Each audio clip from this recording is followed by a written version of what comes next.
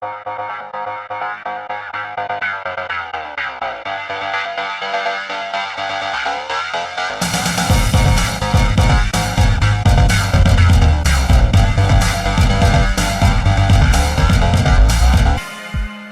and gents, welcome to episode 7 of VRB.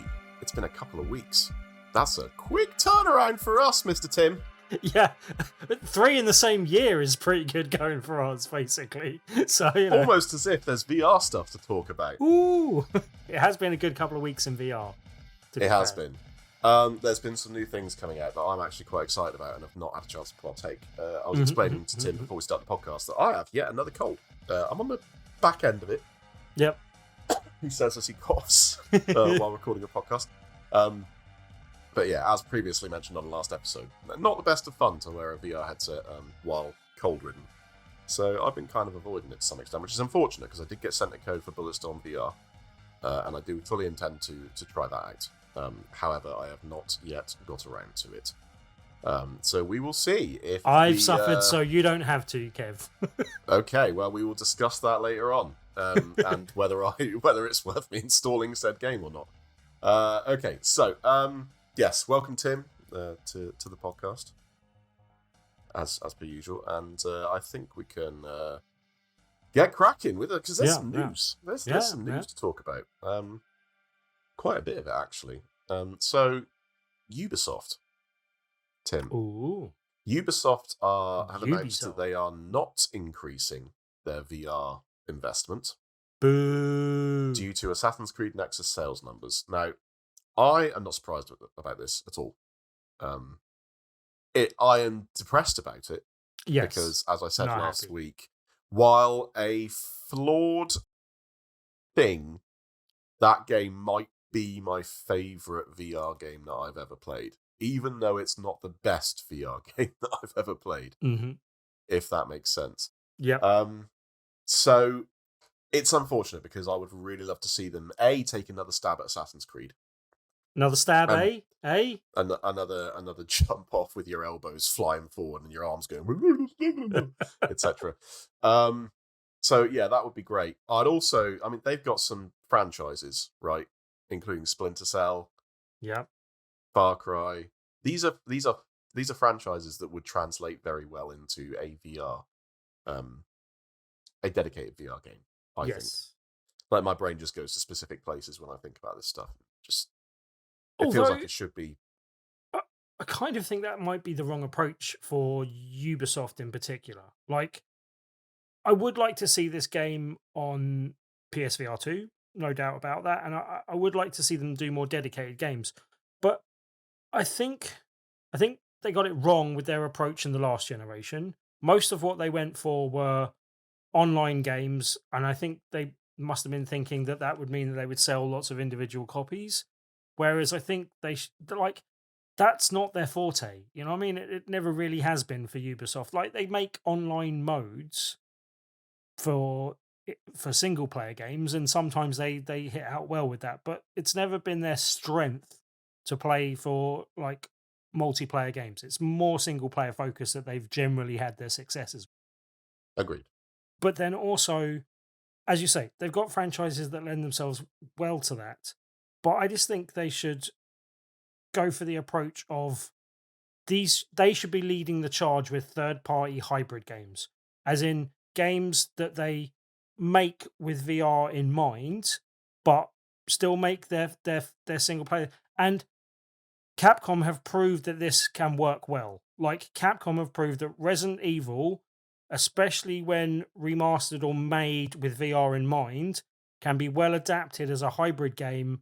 And you can do it like months afterwards. And it's just a little thing that helps the tail end of the game and helps boost sales and helps pick up sales that you wouldn't have got otherwise, possibly, on a title that you've already pushed. And I think a lot of their titles lend themselves quite well to that, because the, like, Far Cry, for instance, it's first player.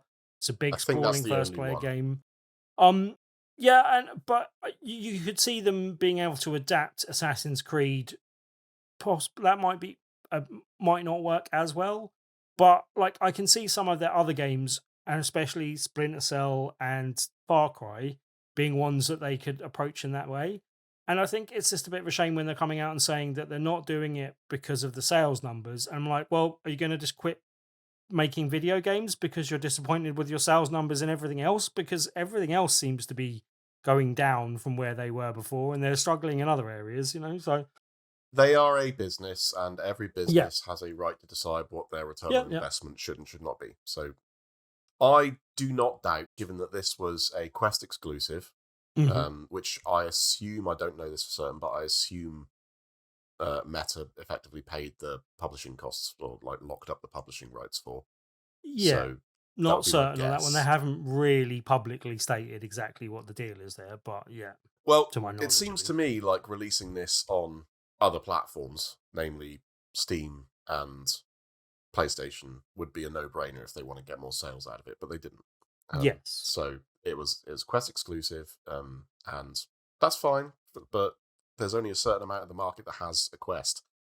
I also think, look, it makes sense because it is probably the biggest market of the lot. Like, there are more Quests out there between Quest 2s and Quest 3s, especially, than most other headsets, definitely more than PSVR 2. Agreed, but not when you consider the types of games people are playing on them. I highly suspect that 70% of Quest headsets were bought by people to do fitness and Yeah, and things even like that. beyond that, I have a friend, and we played some, quite hardcore stuff together, and we played After the Fall, and we've been playing Arizona Sunshine 2. He's got no interest in Asgard's Wrath 2, even though he got it free with the headset, um, because it's just too much of a big game that he doesn't really play. And I think Assassin's Creed probably falls into the same camp for him. He just had no interest in that, and I think that's the thing. That's the advantage that PSVR 2 has over and above Quest at the moment. Even though it's a smaller install base, I think there's a much higher percentage of attach rate for hardcore games with the PSVR2 audience, basically. Um, and so, yeah, it's a bit of a shame it's not coming to PSVR2. But as I said, I'm not sure it's the right approach to go with an overly milked franchise on a headset that predominantly isn't made for. And I don't like using the term hardcore gamer, but you understand what I mean by the shorthand of that, of someone that wants a long gaming RPG type experience as Yeah, opposed to a quick and easy pick up to play arcade experience. And I think, yeah, I think that's been borne out by the sales numbers, basically. yeah. It's unfortunate, but I'm not the slightest bit surprised. For No. what it's worth, I'm glad it exists. I'm glad I own it. I'm glad I played it. It was phenomenal.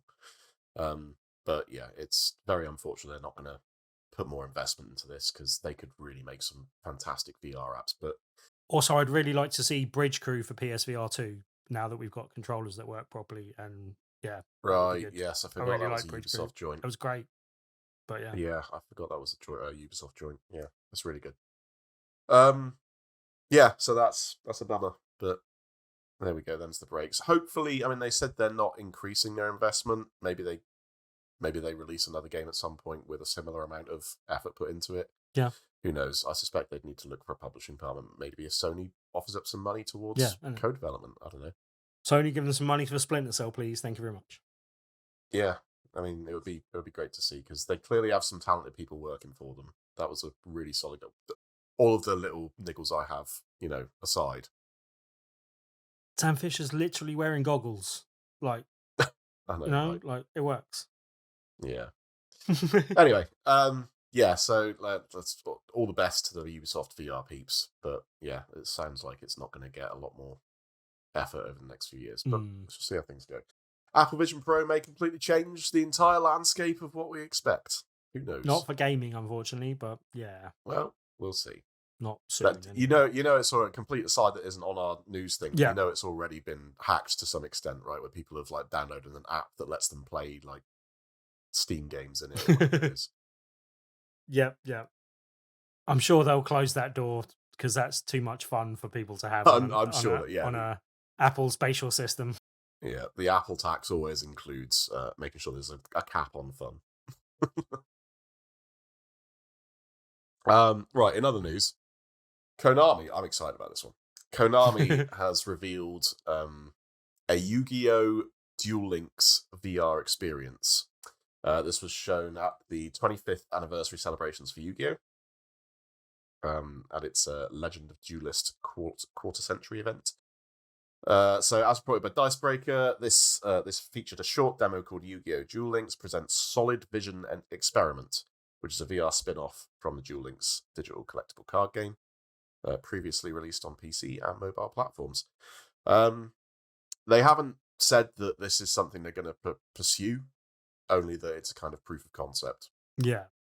I, as someone who used to love watching that anime when I was younger, older than most people that were obsessed with it were, undoubtedly, but I did really enjoy that anime show, and the idea of being able to play and not just this, like Yu-Gi-Oh! This should be a proof of concept for every tradable card game, in my opinion. Like, we need to get Magic the Gathering on board with this, where I can summon my monsters to the field by hitting the cards down on the deck. This is, I think, great. And I hope they go further with it. I do not know a whole lot about the game that they have VR-ified, Duel Links. I can't remember if that's the free one that's on Steam, the free-to-play one. I'm not sure. I'm not familiar with the original anime as you are, but I know that the card games and the trading card game is particularly popular. It's one that does particularly well. I get the impression it's kind of not quite hit the heights that Pokemon did back in the day, but that it's had a steady following and people really do take to it and like it. I don't know how much of that comes from like anime fans coming into the game or just it being a solid game that people like as well. But yeah, I know it's pretty popular and does the rounds on all the trading card game circuits and all that type of stuff. So agreed, yeah. And producer Coleman has just pointed out in our private chat that this just makes him want a VR Pokemon game, which I also believe and agree with. That would be a great thing. Although, like you say, Magic would probably be my first pick. Although I've been getting into a game that we've been doing through Tabletop Tuesday stuff called Flesh and Blood, and that's pretty good as well. I'm liking that at the moment. So that's my trading card game of choice at the moment. Also, Keyforge, which was designed by Richard Garfield, who designed Magic as well. Garfield, yeah. That's a good trading card game. But yeah, I think it would bode well to actually have a system that has a number of trading card games slotted into the same system. And whether that comes from the Yu-Gi-Oh guys or someone else, like that could work well, I think, basically. Licensing would be a nightmare for that.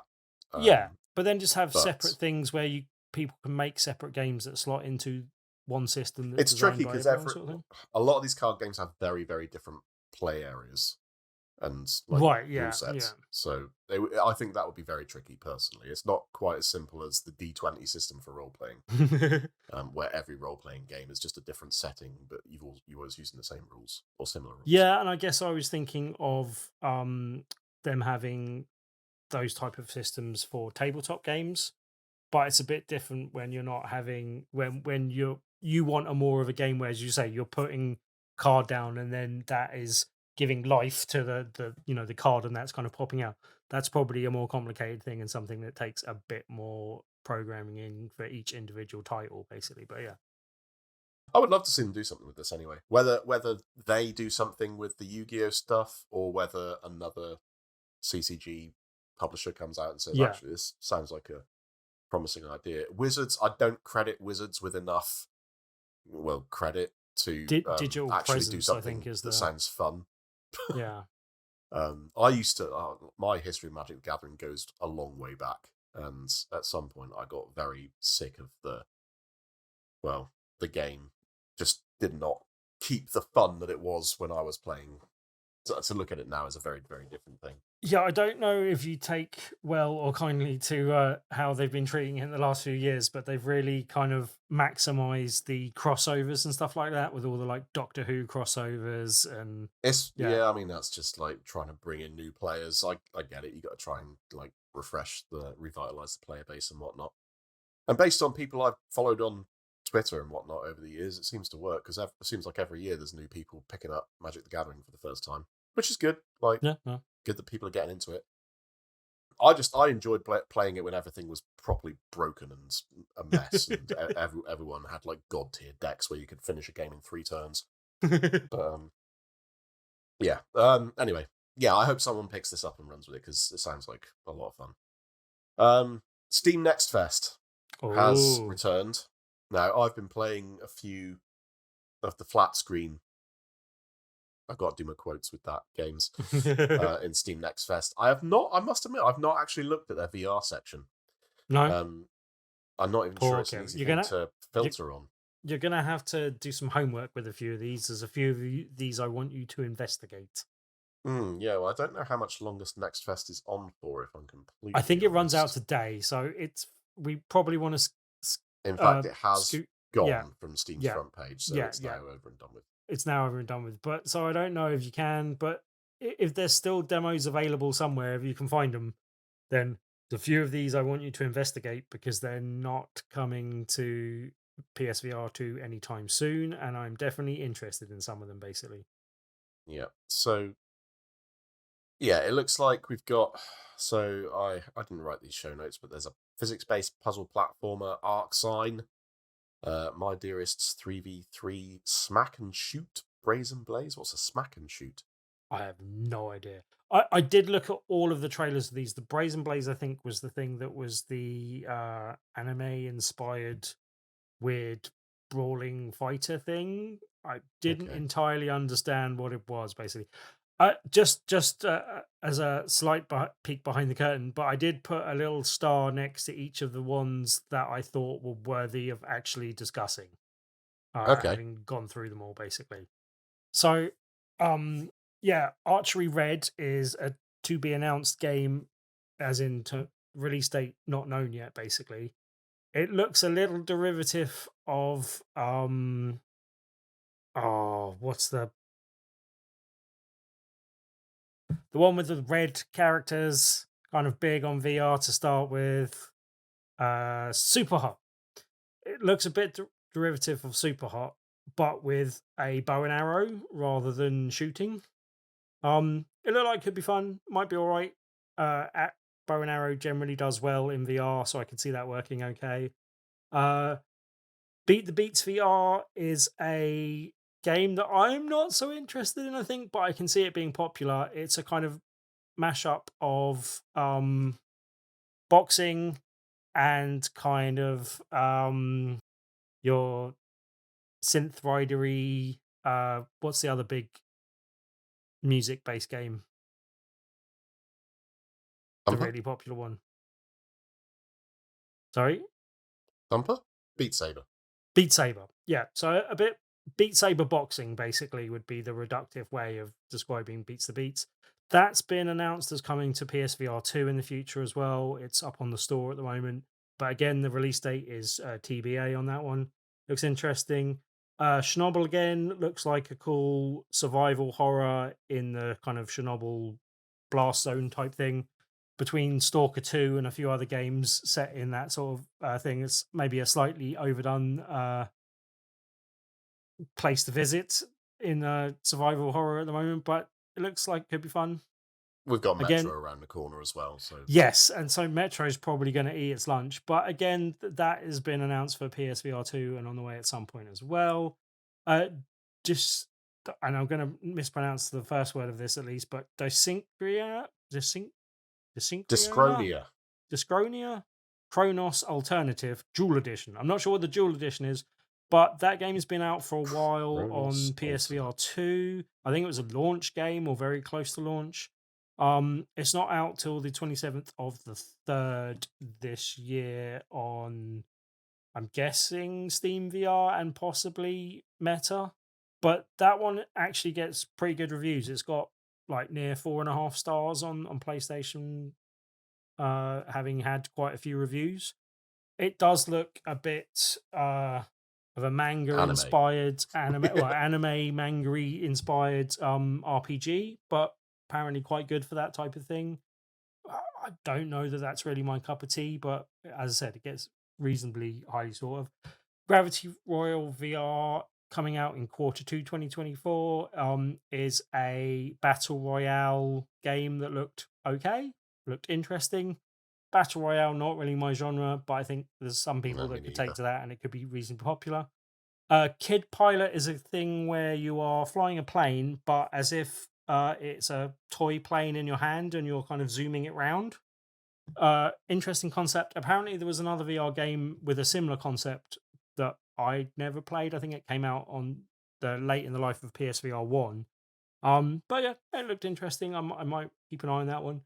Mixture, I think, is one that we spoke about before. It's a bit of a Moss type game where you've got, the little character on screen as a kind of 3D hack and slash type thing, with you as the large character that's controlling things in the environment as well. Again, that's one that's coming soon to PSVR2 as well, so that will probably come out at the same time. There's a few of these that do look interesting, but I've glossed over, by the way, because we'll talk about them in upcoming games and other stuff that we've got coming up. But yeah, the other one that is probably top of my list from everything we got here is Whitewater VR Extreme Kayaking Adventure, which is a bit of a mouthful. But yeah, kayak VR being quite cool. This looks like an extreme version of that. Is an extreme sports version of that because you're whitewater rafting. But that looked really cool. Like graphically, it looked quite impressive. It looks like the gameplay is going to be much more interesting than the kayak VR one, even though that's really cool, a good way of showing things off. This looks like it's going to be more of a game, so I'm quite interested in that. And then Zona Origin was the one that was again a survival horror set in a post-apocalyptic environment type thing. Wasn't the most impressive looking game, but graphically it looked quite impressive. But I'll reserve judgment until we see a bit more of that. But that's scheduled for 2024 sometime. And the Whitewater VR thing that I was talking about, that's TBA as well. So we're not sure on that one. Well, in some positive news, even though Next Fest is over and done with, virtually all of these games still have demos available. Yeah, I thought Steam. that might be the case, just not highlighted on that. So go away and try any of those games and let me know if I was right to pick those ones out, or if you find anything else on that list that was supposed to be good. Some of them look terrible, and we'll come on to some of those in a minute.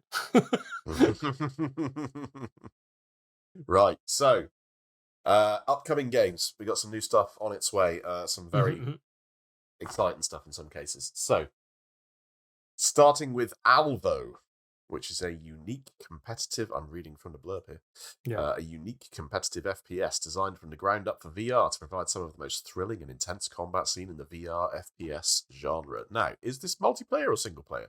I'm guessing multiplayer. It's multiplayer, it's online multiplayer. Yeah. I'm not sure up to how many players, but it has been out for a bit on PSVR 2. It's definitely not the same as D-Day Enhanced, which just came out recently, which is up to 64 players multiplayer, I believe. It's definitely less than that, but I'm not sure how much less. But yeah, I think it's one of those games it's got its supporters, it's got its following. People spoke reasonably highly of it when it came out, but it's kind of dropped off the radar since. I think just because D-Day Advance seems to be getting a lot of buzz just because there's some people that came off Firewall that have gone on to that, and because it's always been quite good at supporting the community and quite good at supporting a couple of influencers and people that review VR games and stuff like that. So it tends to get a bit of love for that type of thing. But then there's also on the top of the list, there's kind of Pavlov and a few other things which are ever present since launch on PSVR 2. So I think it just gets lost a little bit in that. But as I said, it's got its supporters and people do speak reasonably highly of it. So okay. That's coming out on PC. Coming out on Quest this week is Max Mustard, which is made for VR 3D platformer, combining engaging 3D platforming with first-person VR interactions. This looks pretty fun. This looks like it might. I mean, I don't know. I think the developers of this did say it was coming to PSVR 2 at some point. I'm not sure when. And there's this and Ven VR, which came out just before Christmas on PSVR 2, and I think is out on other platforms as well. Both of them look like they might tide me over until the next Astrobot gets announced if they come to PSVR 2. But yeah, Max Mustard does look like, it does look fun and does look well. I can see that possibly doing well on the Meta Quest as well, just appealing to that platform, and obviously that not having an Astrobot that other people might hold out for. But yeah, I hope that does well, because I want to see more of those kind of cutesy platformers in VR as well. Though. Yeah, I mean, my preference would be that it has a little bit of a bite in difficulty as you get towards the latter stages of it. That's how I always prefer my platformers, but it looks very good. You want it to get spicy with the mustard, yeah? Always. You like your mustard spicy. I only do spicy, mate. Unless I'm playing like StarCraft 2, in which case I'll just put it to easy, because I cannot be asked breaking my fingers. That's a whole different conversation. Yeah. Right, so Titanic, A Space Between is coming out on Quest this week also. Just in time for Valentine's Day, you too can embark on a mind-bending time travel adventure to the RMS Titanic and have the most romantic visit of your life on a boat that is going to sink. In order to find and return a missing traveller. I believe this has something to do with time travel, if memory serves. I'm trying to remember something I read about this a while mind-bending back. time travel adventure would kind of hint at that. That's right. I did say that. I read it and completely ignored what I was reading. You're right. Yeah. It's almost though you went back in time and forgot what you said 2 seconds ago. I did. There we go. But yeah, like Meta. this does stimulate my interest. I don't know, like the Titanic thing, I can give or take. Like there's always like that slightly kind of macabre interest in the whole massive disaster where lots of people died that everyone kind of has for Titanic and the wreckage of that. But it's definitely a good, eerie, spooky setting for some sort of mystery. You throw in some time travel though, and you're definitely sparking my interest in VR, because I think that can work well when you're going. It shows you going through an environment there, and there being a shift in what you can see and what's going on. And I can see that working quite well in a VR space as well. So I'm interested to see how that one works out. Well, I just did a search for this on the Oculus Quest app. Yeah. And it fails to find a result. But the top result is Titanic simulation roleplay. Yeah, maybe not. You might need to travel into the future by 2 days before it actually hits the store, maybe? When it appears, yeah. It's the 12th as we're recording this, so yeah, that comes out on Valentine's Day on the 14th. Mm-hmm. Also coming out this week, The Great Ocean. Dive into adventure missions in the Earth's oceans, exploring your high-tech submarine, fascinating spots like the Galapagos or the deep sea. Use your upgradable tools to solve quests when you free jailed whales. Jailed whales. Okay. They must have been up to something. Are we Star Trek 4ing this? Is that where we're going? or explore sunken World War II battleships. You can also swim with the majestic whales, sharks, and sea turtles. I don't know if you're watching the footage on this, and people that are watching the video version of this can do so, but I thought this sounded really interesting. And I looked at gameplay, and I was like, I don't know. I don't know how you managed to make that look quite so boring. I hope that's better in the headset than it looks on screen, but fingers crossed. If you are looking for, I mean, this looks very much. I'm not sure there's a game here. It's more of a encyclopedia that is a bit interactive. Yeah, I mean, I like menus, Kev, but it does look like you're just swimming through menus a lot of the time, and then Listen, if you don't need your fish to be like actually historically accurate, Subnautica is still historically accurate. Yeah, historically accurate fish. That fish was not in World War II.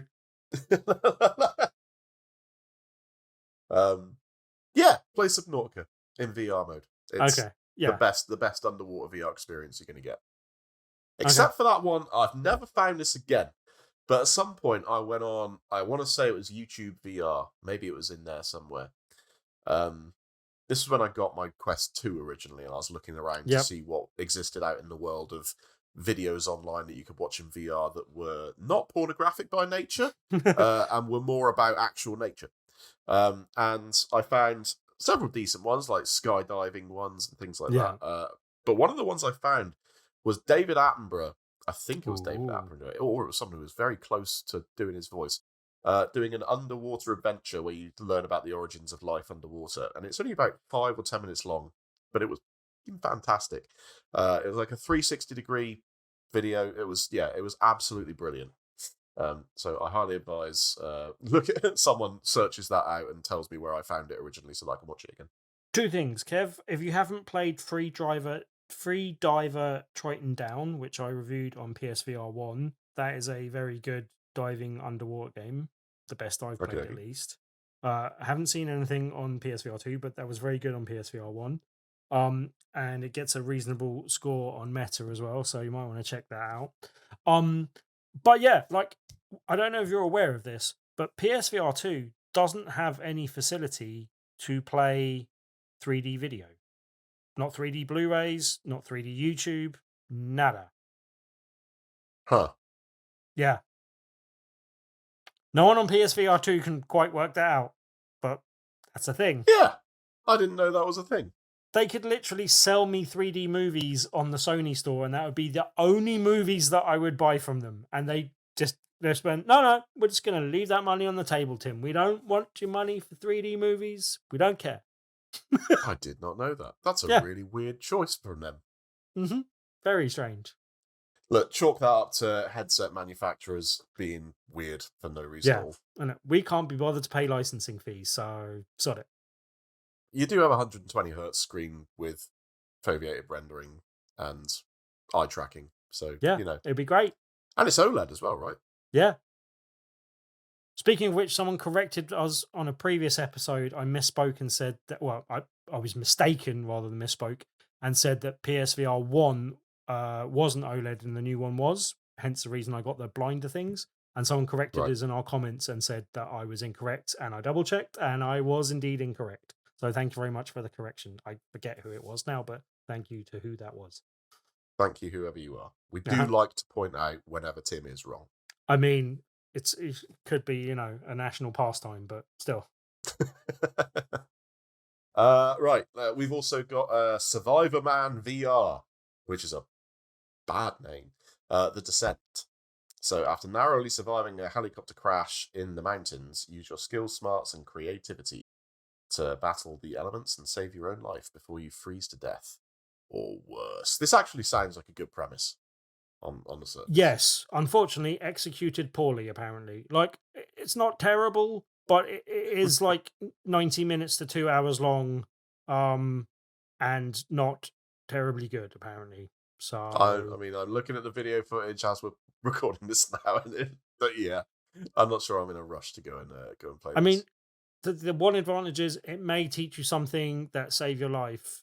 The disadvantage is you have to suffer through poor graphics and poor gameplay to learn it. So yeah, there's an unfortunate trailer for it as well. But you do get to cook a bunny, so Survivorman. Speaking of superhero names, yep.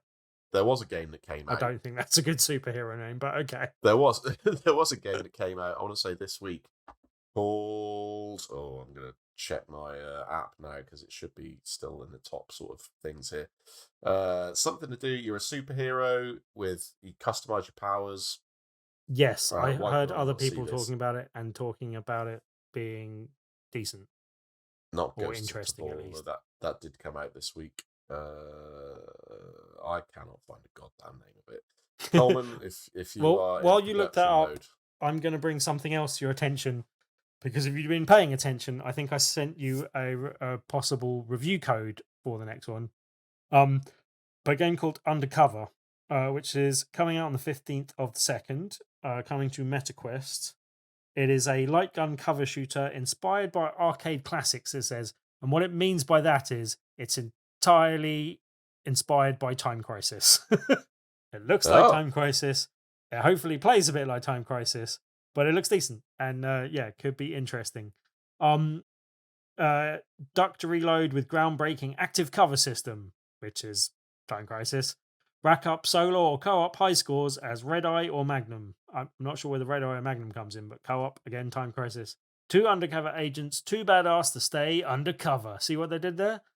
In the action-packed buddy cop campaign. Yeah, and that looked good.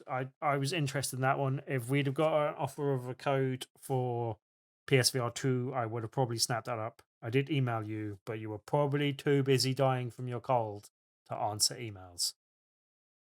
Coleman's asking what the name is because you just keep saying Time Crisis. I'm pretty sure you did say it was called Undercover. I did say Undercover, and I mentioned Undercover in the several thing, times. But 2 undercover agents. But yes, okay. Yeah. Let's not anger Coleman because he has the power of editing. He does. Project Demigod is the game I was referring to, by the way. It's like you get a list of 30 odd powers. You pick your superhero loadout, and you just run around a sandbox being a superhero and doing sandboxy stuff.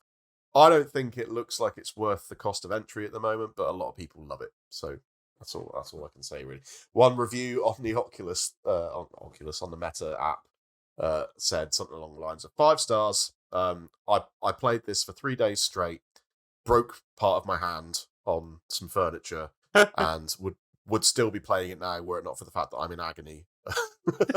So as far as I'm concerned, like that's a cracking review. Yeah, that is a good review. Like played yourself to injury and still want to carry on playing. That's always good. So yeah, I'm gonna give that a try at some point. I'm just not sure when. Invisibility or flying, Kev? Like I've just boiled the conversation down to the 2 things that most people would pick.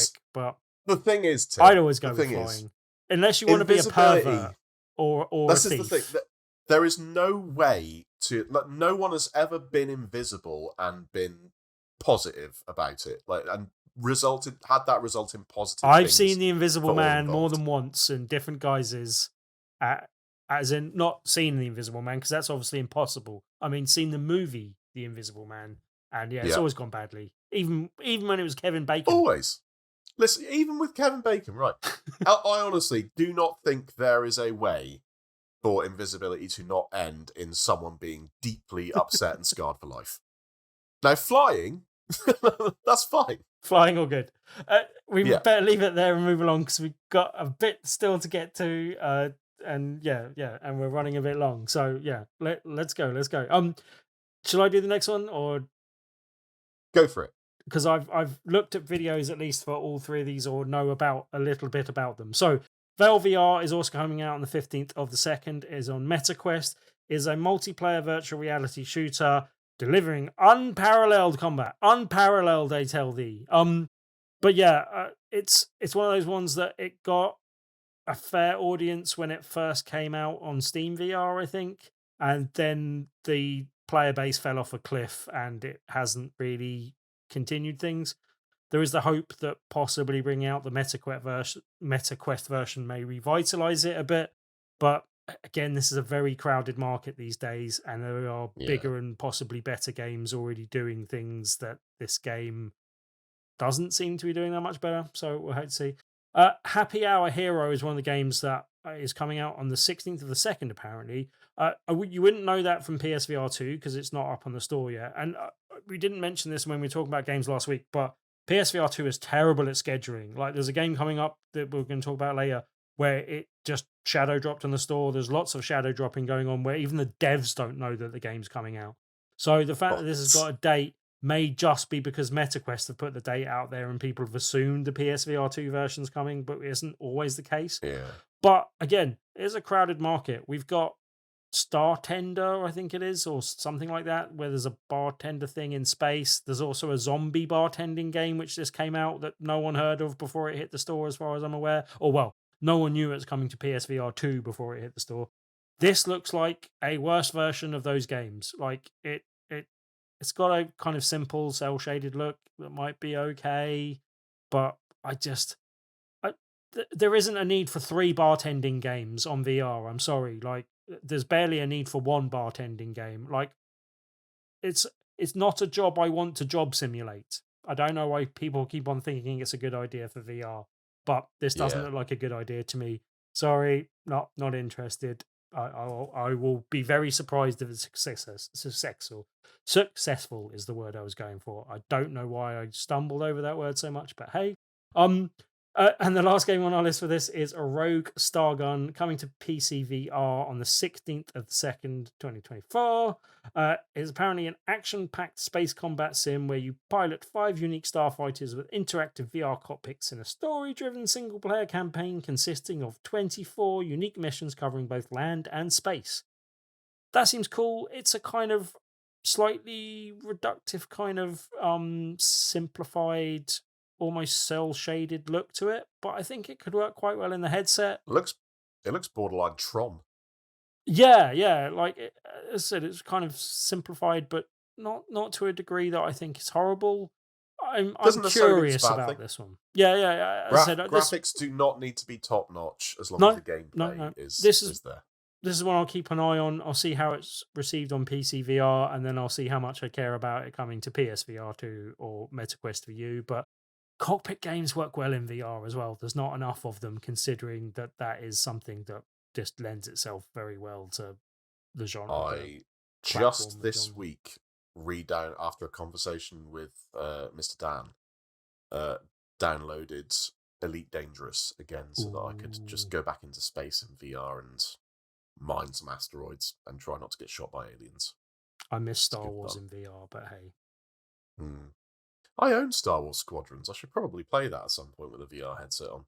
It is absolutely fantastic. Put VR headset on, get your HOTAS out. Good times ahead. I haven't gone that far, mate. Although I should. I have enough cockpit games. Anyway. My HOTAS over there. I recommend it. It's good. Wait for it to go on sale and pick it up. Yeah. Something you said just now made me think, I think it was about mundane job simulators. I just want to quickly mention that coming out at some point next month is I'm trying to remember the name. Lawnmower Simulator? Yes. Lawnmower Simulator VR, I think it is, yeah. Yes, you drive around a drivable lawnmower and just mow the lawn.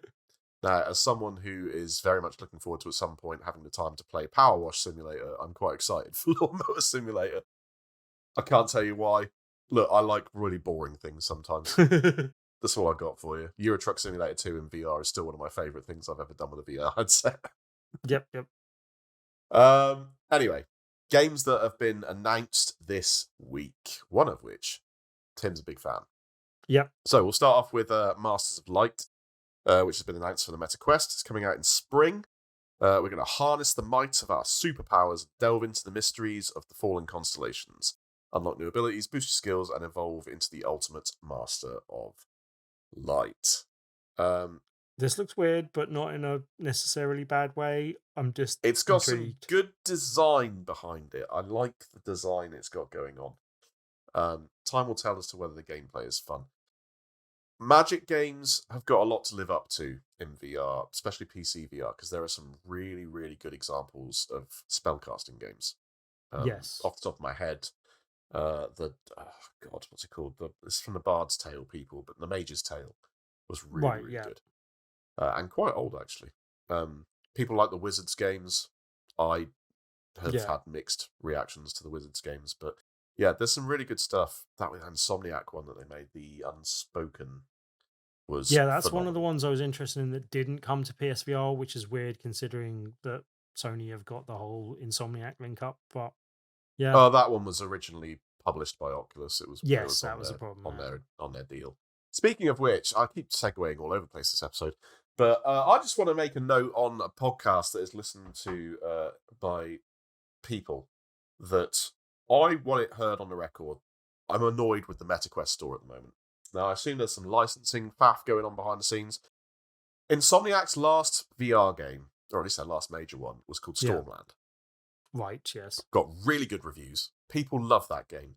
I, at the time, did not buy it, and I feel awful about that, because now it is no longer on the store. If you own it, you can still play it, but it's no longer listed on the store. It only ever got released on the Meta store.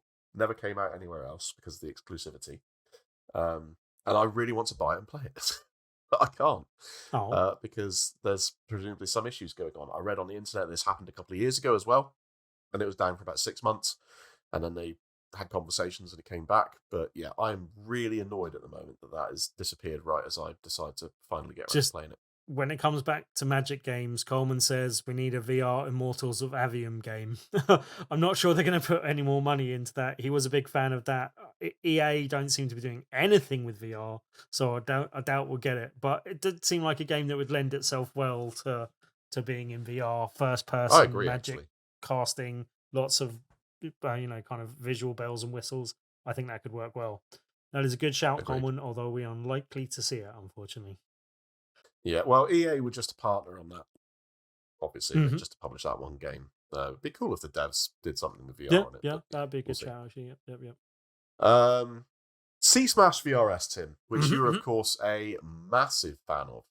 Yeah, I really did like the game, but also really liked the developer. I did an interview with him, and went through. Uh, if I'm going to pronounce it properly, Jorg Titel. But yeah, he was a really nice guy.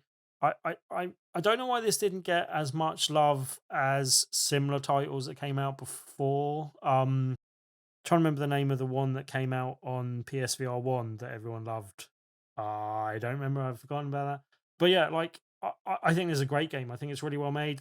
There was a bit of criticism that it lacked a bit of content on launch, which I can kind of see, I guess. But it's had a few updates since. I've been meaning to go back to it and play through it again. It's absolutely banging soundtrack. And yeah, like a really good gameplay. Uh, just a really nice visual style that's clean and crisp and looks really good in the headset. Um, uh, as I said, I played it on PSVR2 when it came out, but it is now heading towards PC VR and MetaQuest on the 4th of the 4th. So yeah, I really strongly recommend this. I recommend it to you, Kev, as well. It is a good workout. You will definitely get sweaty in your headset, so I'm glad it's coming out before summer because it came out in the height of summer over here. But yeah, as I said, I really like the game. I think it's really good. Uh, it's on a long list of games that I really need to go back to and play more of in my VR. Pretty much every game I own on VR, I want to play more of. But yeah, this is definitely near the top of the list of that, and yeah, I do recommend it. Cool. I'm gonna almost certainly abuse this this pronunciation. Epyka, That's what I would have gone Epyka. with. I Yep, think Epyka. yep. This is coming out on MetaQuest's App MetaQuest. Lab. The App Lab is kind of what's the Microsoft equivalent? Partner. It's their own access thing anyway. Okay. It's where the games go that aren't quite updated to completion yet. Yeah. So yeah, Epica is a family-friendly adventure that will appeal to all those who enjoy exploration and puzzle solving. Which who doesn't involve those things You've or love also those things? got a dog companion who looks very Scooby Doo like, I and was I'm not just going to about to fault them for that. suggest that. I Yep. was looking with a slightly raised eyebrow at the potential It's kind of infringements that were occurring young Scooby Doo without being Scrappy Doo. there. But Yes, yeah, with a big floppy tongue yeah, and I kind of like him. just a dull look of like I love everything, which is exactly Who's what I a good want in boy? my dogs. To be honest with Yeah, you, yeah. This doesn't look bad. yeah, yeah. Could be fun. Looks like a good little puzzle game with a dog companion. What's not to like, Kev? I'm always down for that. I mean, Mhm, ask me mhm, anything about Arizona Sunshine too, and my dog companion. mhm. Yes, that game is even The better in puzzles in that co-op, by the game, way. So we should play some of that co-op and playing with a mate of we mine, absolutely and should. it's really Yes, good in co-op. Other than yes, the we fact that it absolutely should do that. completely breaks the narrative, but who cares because it's fun. I mean, I've already finished the game once anyway, so I'm completely fine with some narrative breaking. Yeah, it's really good fun shooting zombies in that game, which of course Yep, yep. is the puzzle we all come to games for. Yeah. BlackForge VR. So BlackForge is the ultimate VR weaponsmithing simulator. Become a legendary blacksmith, crafting mighty blades and impeccable tools as you hone your trade in Mystical Forge. I feel like this comes back under your category, Tim, of job simulators we don't need. Right, yeah, that's exactly what I think, and uh, it's not without its charm because it does look kind of charming, but at the same time, I don't understand. Like this game is getting a bit of buzz. Like a lot of people were saying good things about this from the demo, and I don't understand why. Like it seems mind-numbingly dull to me. Like it seems like the type of career you wouldn't want to play in VR. Like I don't want to make the swords. I want to use them on orcs and stuff. Like I don't. So there is potentially a game I'd be very interested in this formula. And I don't know if this game does that or not. But do you remember there was, I can't remember it off off the top of my head, but there was, maybe it was Shopkeep. There was a game that came out years and years ago where you played a shopkeeper in a JRPG shop where the heroes would come in and buy potions Yes. and things from you and then go out on adventures. And like, I quite like the idea of something where I make all the weapons for the heroes, and as you go through the game, the weapons get more and more ridiculous. You're putting like magical runes into them, Yeah. like Cat going out and capturing lightning in your back guarding to infuse into it or something, and then giving that to your heroes, and they come back with stories of their adventures. Yeah, and yeah, they've you got kind new of companions and stuff. turning up, like- vicariously kind of getting story through them and kind of by Yeah. osmosis through that type of thing. Now, I this could see might that be being that interesting. game. Yeah, This I don't game know. might have that, for all I know. And that would be fantastic if that's the case. If that is not the case, someone please borrow my idea. All right, I don't need Yeah. full credit. Just suggest that someone Just put your name in the credits and give us a free copy when it comes out. Just an initial would do. That'd be fine. Oh, Yeah. that's fine. Yeah, go and make that game. I'd play the hell out of it. I think that's a great idea. Call one of the characters Kev. Job done. Don't do that. It's not. No. My name is not interesting enough to be in a video game. It's just not. Yes, so that's BlackForge VR. Yupitergrad 2, The Lost Station. In Yupitergrad 2, the players have extended mobility, a wider selection of tools, and a much richer game world with an open-ended structure. This is a VR adventure worth waiting for, it says in this description. The legend is back, bigger and better.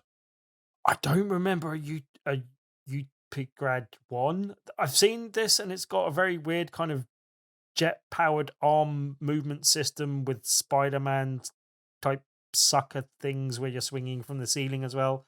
I don't fully understand it, although people do speak highly of it. So, yeah. I was just thinking, I'm sure I've heard of the first game, and then I said, nope, that was Teslagrad. Ask me anything about games that end in grad. So, yeah, I actually don't know anything about this, but it looks, the art style looks fun. Yeah. Some cel-shaded animation going on. Yeah. Cool. I think that art style will pop nicely in the headset as well, but yeah. That's coming out on PS VR2 at some point in 2024, they allege. Yep. Right, so that's enough of the announcements this week and the upcoming stuff. Let's move on to what we've been playing. My answer is no. I have been playing no VR games whatsoever, again, due to cold and whatnot. And mostly I have been playing Peppa Pig with my 2-3-year-old twins sitting on my knee telling me all about why Peppa's their best friend. And I'm just sat going, all right, that's great. Move left. Anyway, yeah, so that's been my life for the past couple of weeks. Tim, you have been playing some VR games. I would love to hear about Borderbots VR, please. Right, now, this one I will love to tell you about, Kev, because I love this game. And I love speaking about things that I love. And it's real easy for me to fuse about it.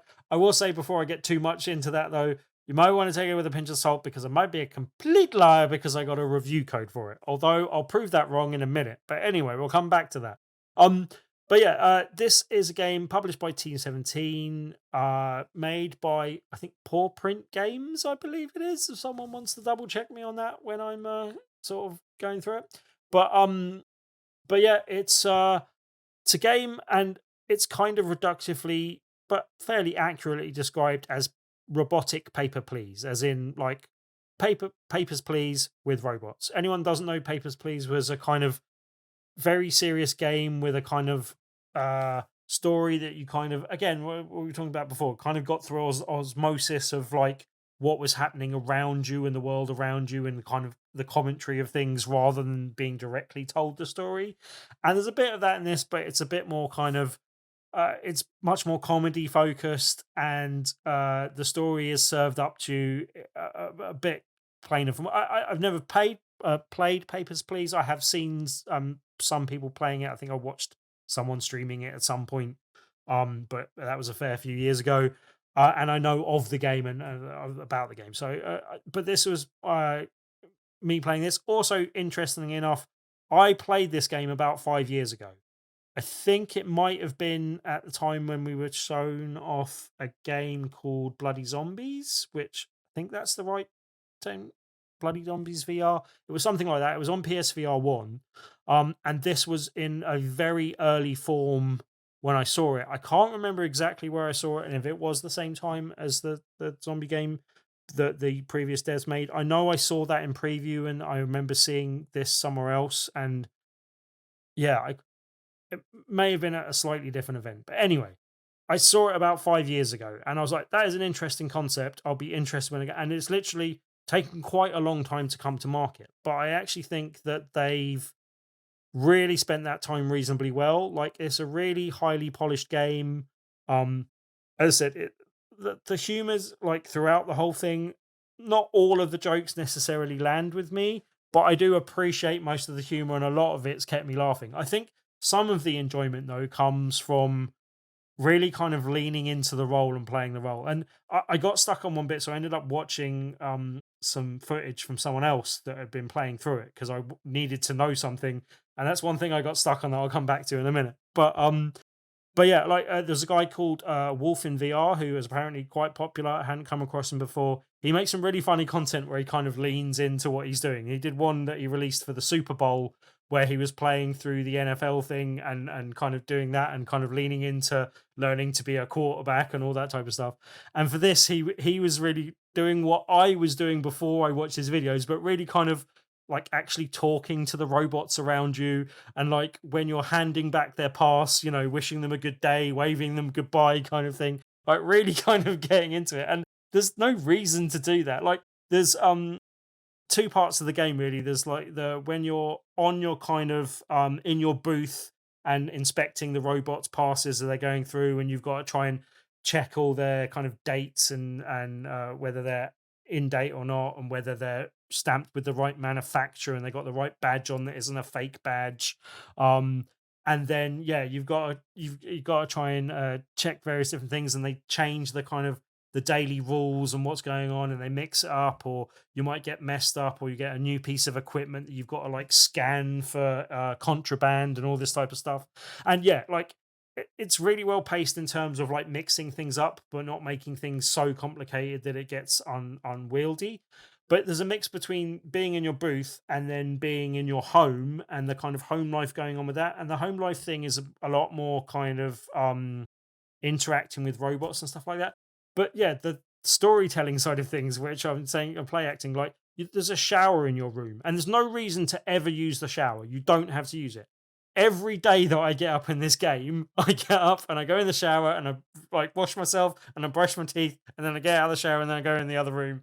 And then there's a like flying robot who's kind of slightly it's not that they're annoying, it's the fact that you have to like kind of stand around and listen to them that's a bit frustrating. But the fact that you can punch them in the face while doing that and they react and like float down and then come back up again just makes the whole thing more enjoyable for me. And then there's like lots of little mini game things, like there's a basketball hoop that you can buy to go in your room, and the basketball works really well, and you can like pick that up and throw it in the hoop, and like it's not perfect, but it's a good little kind of like little addition. And there's loads of like just nice little touches that kind of add to the variety in the game, add to the presentation of the game.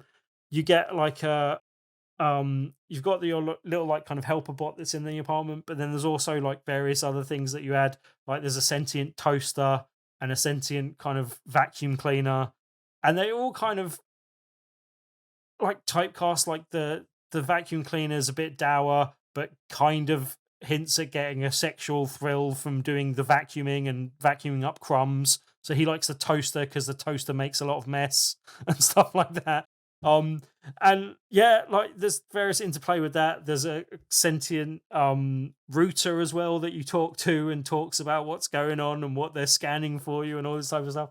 And as I said, not all of the jokes necessarily land. The toaster I found a bit annoying at first, although I found him more endearing as we go, type of thing.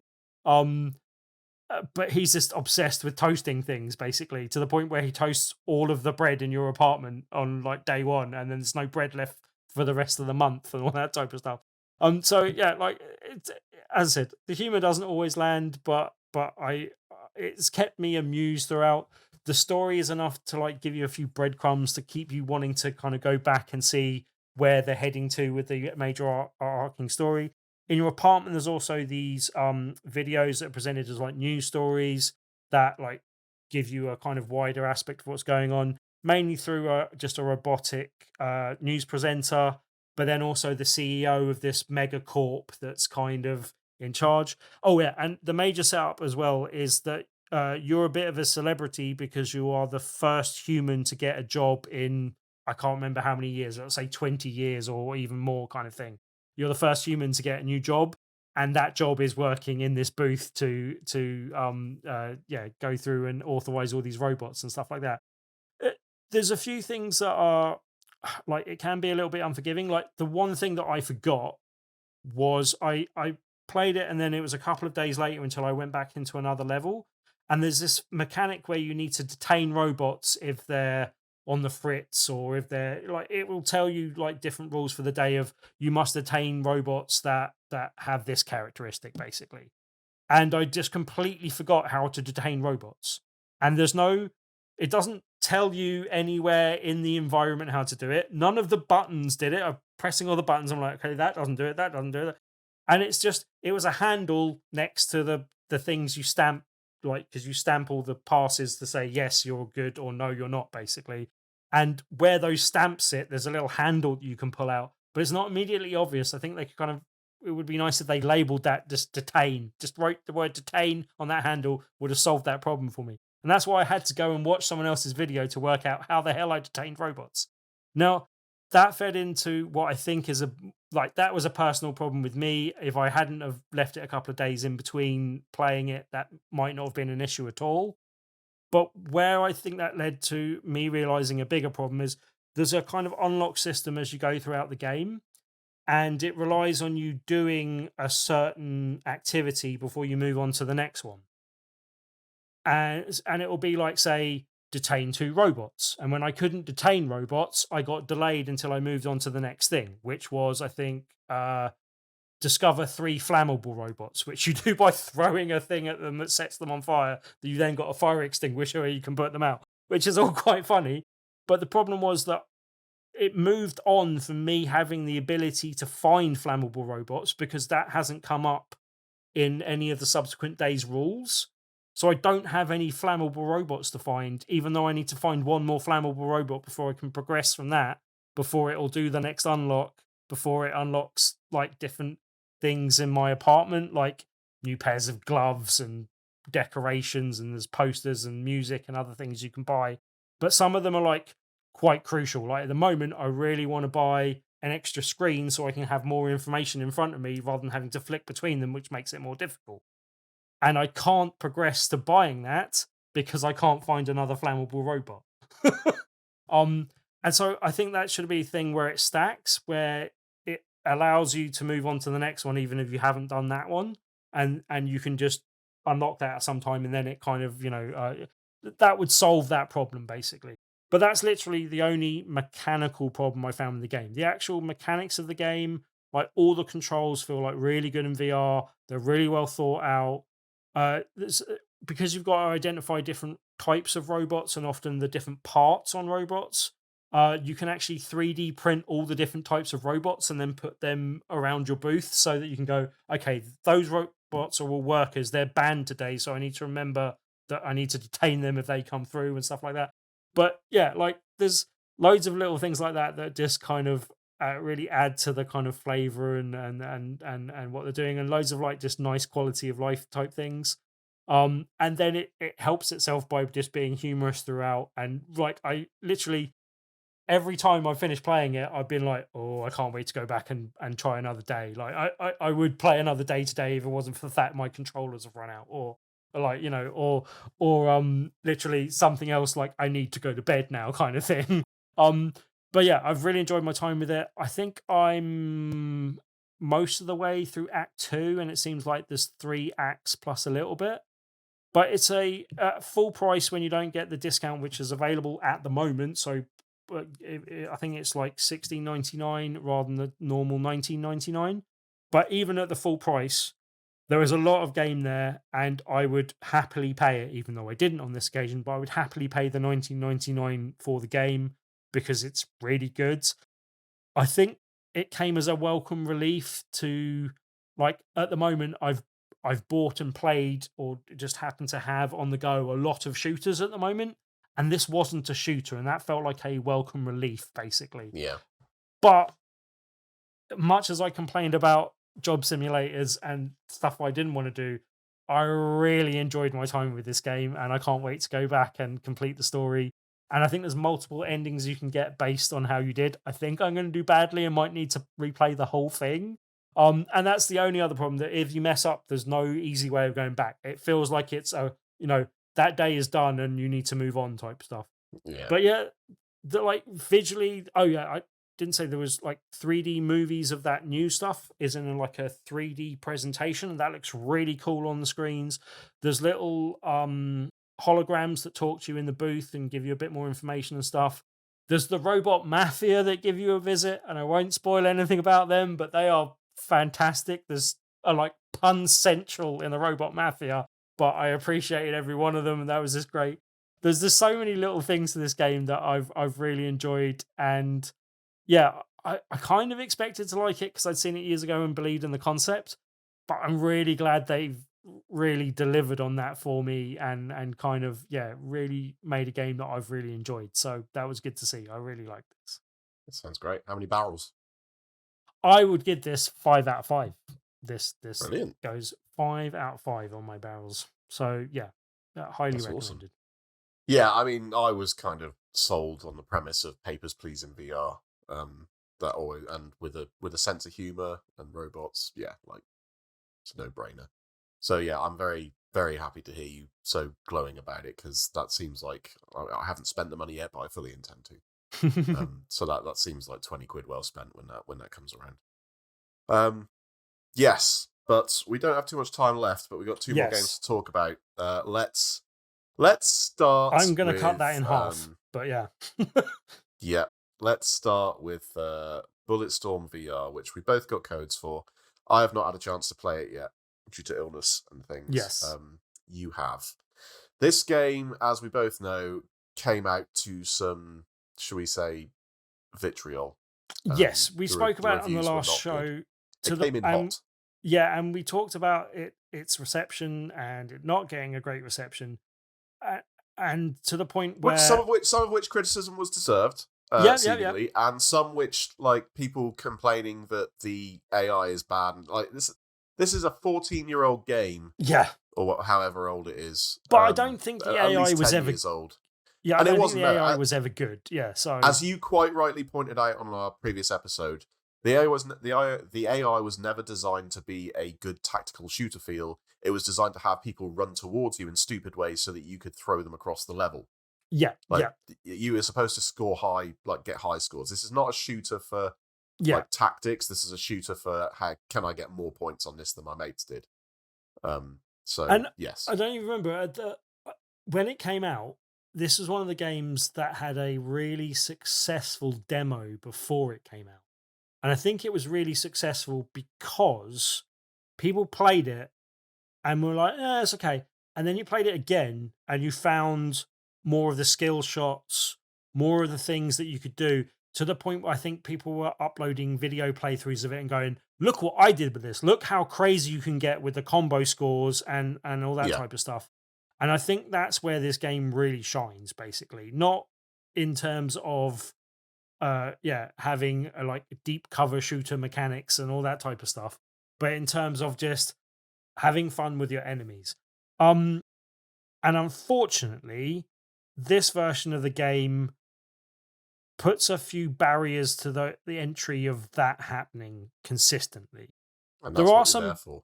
Yeah, there are some good things in it. I still think the weapons stand up reasonably well. Like the quality of weapons is good fun. I don't think that they all necessarily lend themselves well to VR, particularly the sniper rifle, which was good fun back in the day because you could steer bullets. Yeah. And it was one of the first sniper rifles I remember doing that type of thing as well.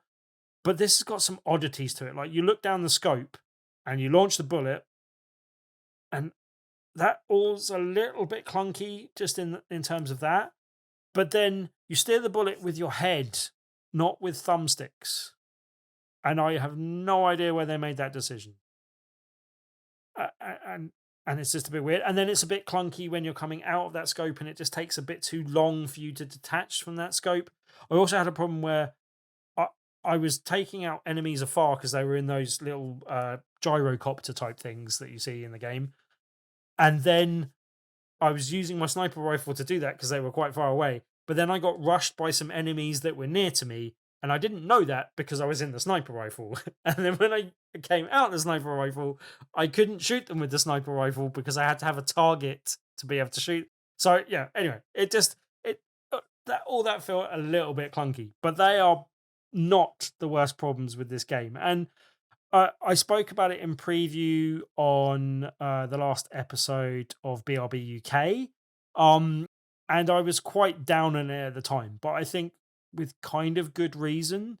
And like, one of the things I spoke about there has got a bit less of a problem as I've gone, and that was the leash. Like, the leash, I remember being totally functional in the original game. Now, that might be a mixed memory, but I never remember having the leash being a problem. Now, you've got this kind of electric leash it was fantastic. That you can whip out, and then you whip out enemies into the air, and that puts them in a kind of slow down status state that you can then shoot them in the head or kick them into things and kick them into spikes and all that type of stuff. And that was really great fun. There's 2 different control methods for this. I've tried both of them, and I don't like either of them. I have, as I've played through more of the game, got more used to the kind of weirdness of it, and I think I've accounted for that and got over that a little bit. However, it still isn't as reliable as I remember it being in the original game. And that's a problem because it's something you are constantly using in this game. Like, there's things where you use it to connect to the kind of upgrade system, and that's fine because that doesn't matter. You're not really in combat. But when you're in combat and you're trying to flick someone ahead of you, and the leash is going over here and going over there and going and just not going anywhere but where you want it to go, it's a problem. And I don't understand. I don't know why they didn't just give it a bit more aim assist, because if I'm flicking it that way and there's an enemy off to the left or off to the right from where I'm doing it, just go for the blooming enemy. It's not that hard to program. Sure. I mean, look, I don't know that much about programming. This is very reminiscent. I'm not going to claim to be yeah. You remember the last episode I was talking about throwing knives in Assassin's Creed Nexus, where I would be looking at a person, I'd lob the knife and it would hit a plant pot 3 meters to the right. And I'd be like, that was not where I wanted that thing to go. Some games get this wrong, some get it right. Kev, I'm playing on PS VR2, and this is where there might be a difference between the different versions of the game, or there should be, because I've got eye tracking, and it really should know who I'm aiming at. I highly suspect they didn't plan that into their design. I almost guarantee it, because I don't think there's any foveated rendering in this as well, which is also the problem why it's not as crystal clear as it could be graphically. I think obviously it's aged a bit, and I could put up with a bit of that, but I think this is based on the kind of recent remastered version. I can't remember exactly what they called their remastered version, but the original game was never something like that, full clip. But it was never like a graphical powerhouse, but it kind of held its own. It was okay, it was decent. And like, it just, there are some places where it looks okay, but a lot of the time it looks really, really ropey. Like, some of the texture details and stuff just looks horrible in places. There is, and I should state, I think there's about, from memory, there's 7 acts, I think, throughout the whole game, or something of that sort of nature, and I'm on Act 6, so I haven't finished the game entirely, but I have got to a point where I've unlocked all the weapons of the game. Most importantly, I've played through the 2 new levels that they added for the, I'd say new character, but she's new to play in the game, but I believe she was in the original story from memory. And that's the kind of Triska, and she's is it Dead Echo, or is that your battalion? But anyway, she's basically, you're going after this big bad guy who was your kind of sergeant general type character type thing that was in charge of sending you on missions.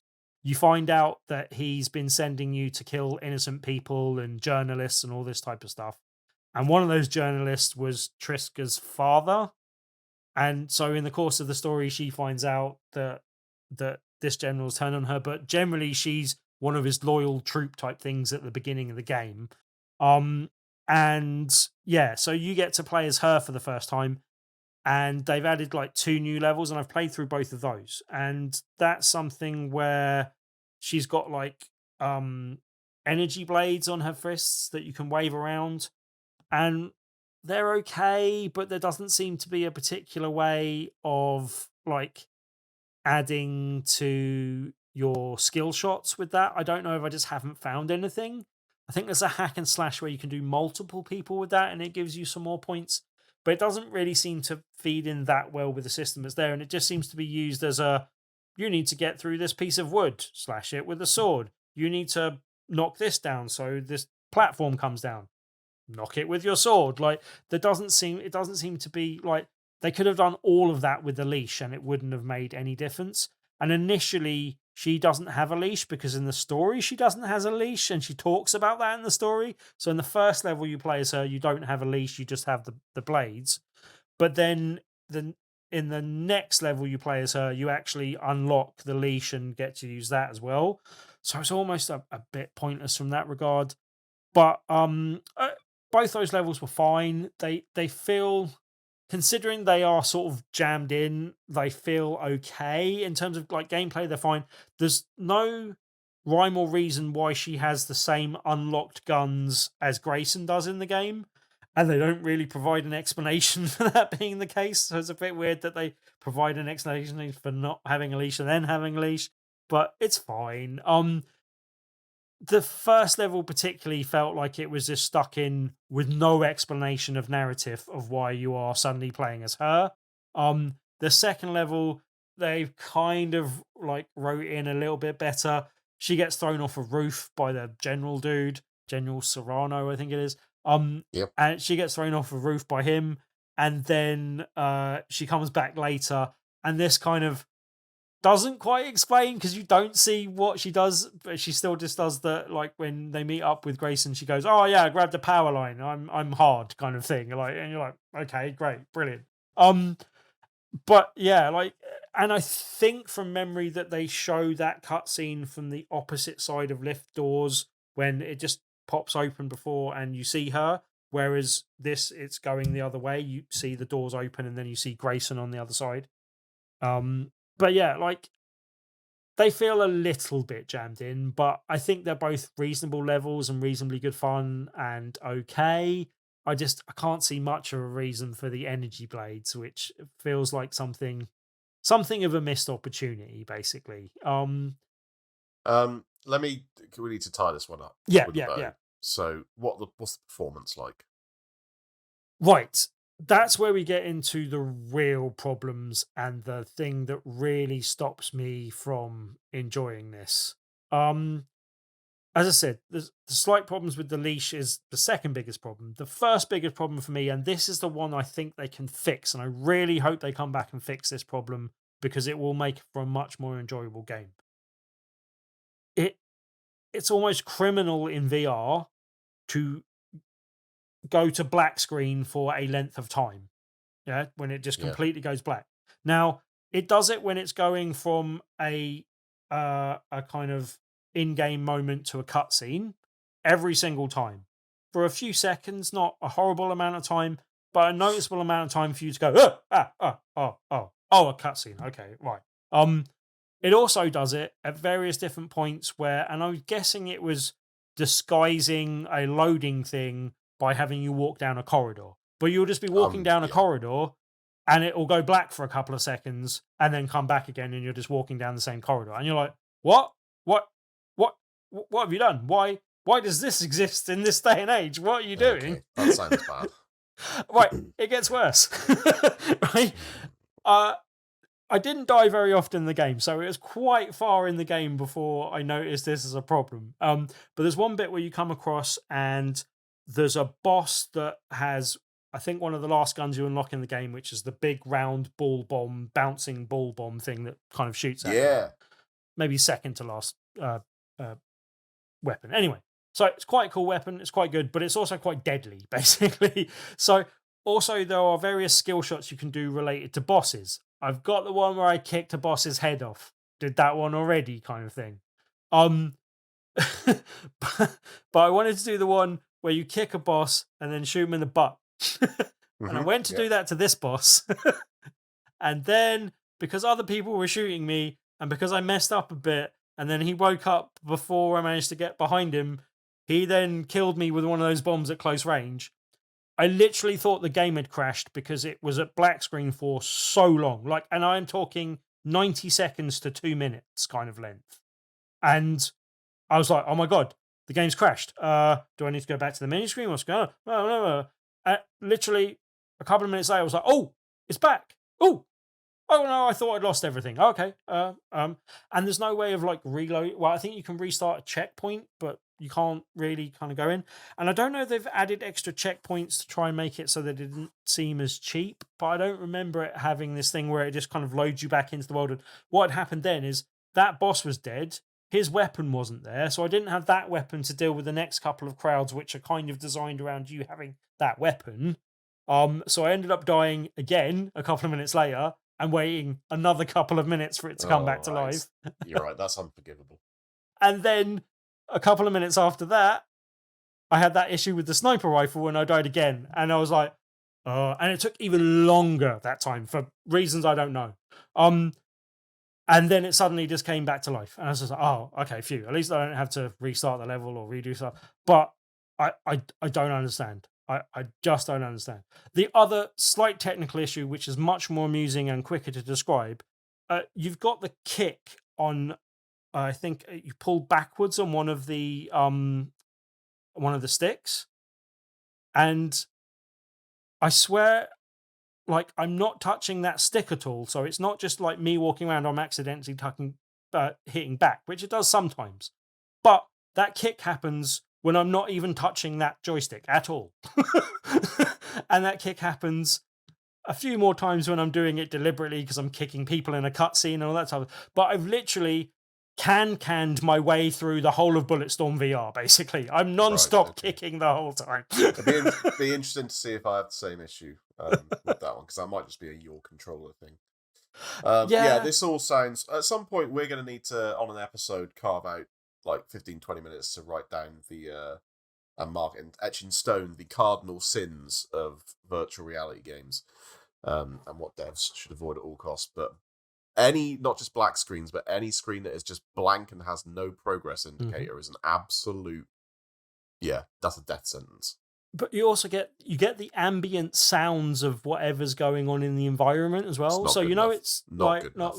But yeah, like I don't understand. Like if you give me 1 second of blackness, that is 1 second too much. And when it's walking down the corridor stuff was unforgivable. But the 90 seconds to 2 minutes of just sitting there in a black headset. And off an SSD as well. Yeah, no excuse. Like literally none. Like as I said, that's one thing I really hope they come back and fix, because that is a no, sorry, you shouldn't have released this game to the public in that state, I'm afraid, basically. Okay. Like, well, let's tie this off. Yeah, which is a shame, because as I got deeper into the game and I unlocked more of the fun weapons, I was having some fun with the game. There is some fun to be had, but it's spoiled by those sorts of technical limitations.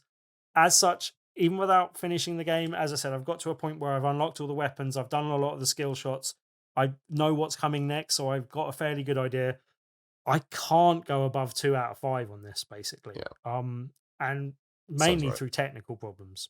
Yeah, which is unfortunate, because like I could go back and play the original game today and almost certainly have a really good time with it. I played it not too many years ago, the last time I played it, and had a great time. Yeah, I'll be interested to see what you think of it when going back in VR, and if those technical problems aren't as big on MetaQuest or even worse, I don't know. It'd be interesting to see the comparison. As I understand it, it's the worst of the 3 ports. So yes, so you're going to have to suffer through that so we can talk about it in the future, Kev. Yeah, I'll get that installed this week probably.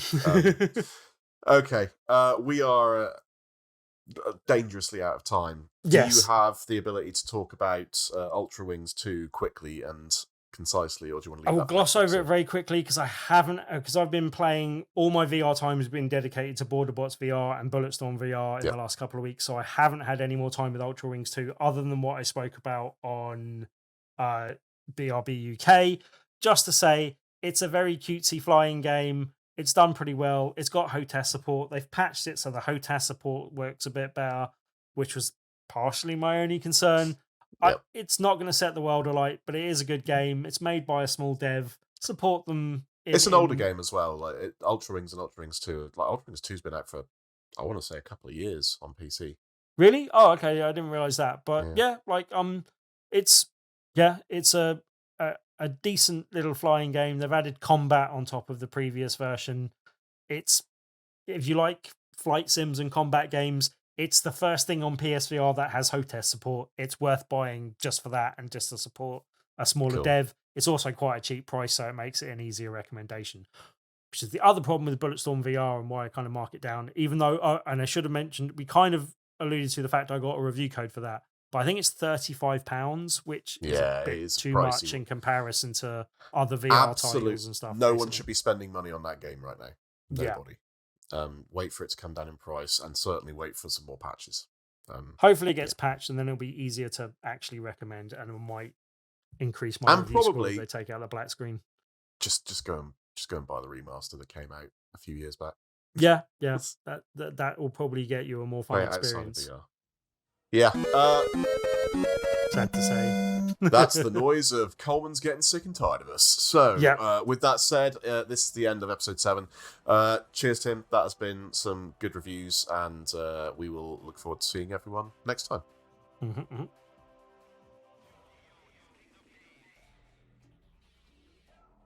You don't want to say I've virtually been Tim or like whatever you made me put in last time? Just to make Coleman happy, I've been Kev.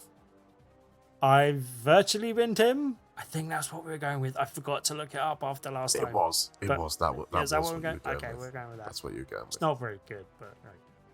Listen, we expect nothing more from you, Tim. Nothing more, nothing less. that was mean. I apologize. Your move.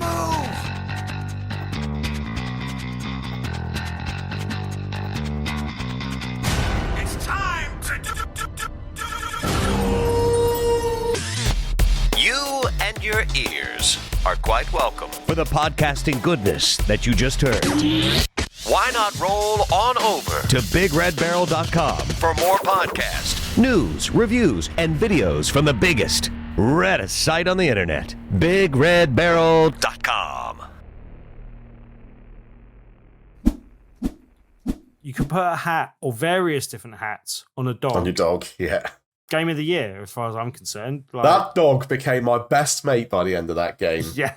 And because there's a dog in the game, they do really test you sometimes with where they take the story.